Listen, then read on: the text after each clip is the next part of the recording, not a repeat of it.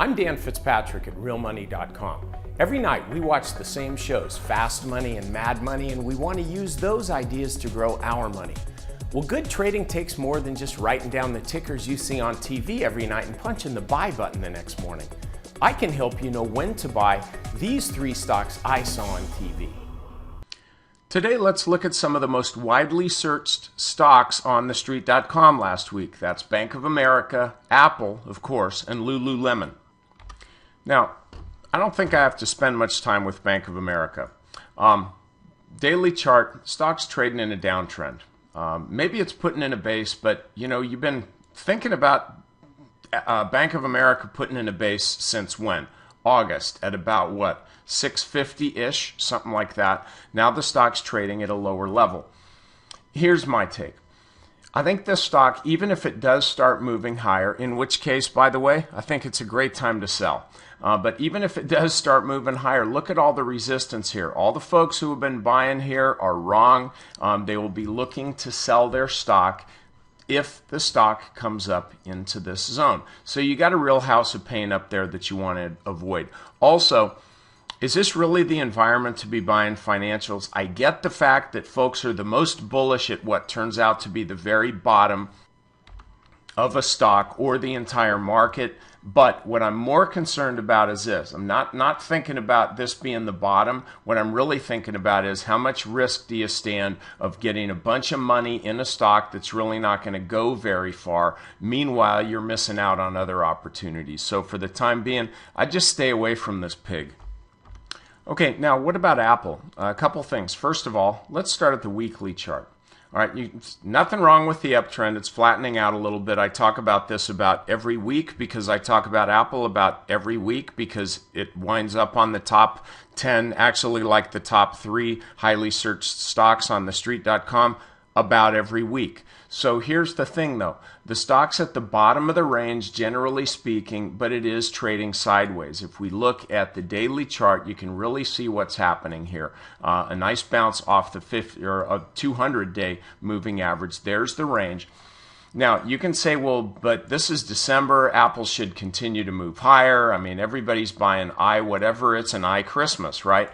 Okay, problem is, maybe we've already had that move. Maybe we keep going higher, but you can't say that you're waiting for the December run. That December run started right here. So the real question isn't whether it's going to occur. It is. The question is whether it's going to continue. So if you're long this stock, I think what you do is just keep a trailing stop along the stock as it moves higher so that then if it does kind of succumb to all this supply here, all this selling pressure, you'll get stopped out at a profit so you don't risk riding Apple all the way down. And the last one we'll look at is Lululemon here. Okay, weekly chart. Nice uptrend, real nice move to the upside, but that was then, this is now. Look at the similarities here. Sideways trading before that time. Nice move to the upside, nice move to the upside. I don't think you have to be too concerned about getting Lululemon right now before missing the move up to $100 or so. Look, I was mentioning this in the Stock Market Mentor over the weekend. This thing split 2 for 1 several months ago. It's no coincidence that a stock split oftentimes marks a top in a stock that has been already trending higher. Why? Well, all of a sudden liquidity increases, and the only reason a stock moves higher, think about it, the only reason a stock moves higher is because demand outstrips supply. For whatever reason, demand outstrips supply. So when you increase supply, all of a sudden maybe all that demand's getting met. That's really what's happening with Lulu right now. They announced earnings last week. They were kind of disappointing until about, let's say, 9:31 in the morning when the stock started screaming higher. Now, it's right back up to where I would call this resistance. I don't think you want to buy this stock right now. If you're long, take some profits. Wait for the stock to pull back and then see what happens. If you're interested in shorting a stock, this may be your baby right about there.